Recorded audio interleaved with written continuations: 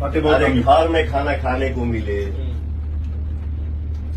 या कहीं भी या गाड़ी में ही मिलता ना, ये सब हमारे ऑडियंस का आशीर्वाद है। सब दुलार प्यार है, उन्हीं के लिए कर रहे हैं, उन्हीं के लिए सब भगवान मानते हैं, उनके लिए कर रहे हैं।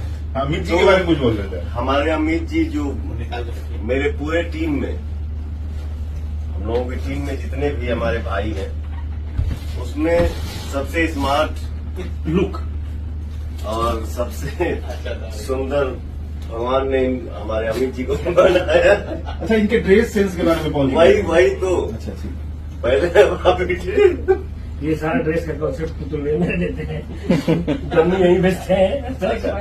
ड्रेसअप तो मतलब सबसे डिफरेंट है ये है, बट इनकी लुक जो है ना, एक तो भगवान इनको इतना सुंदर बनाया है, नाक, मुंह, गाल, दांत, आंख,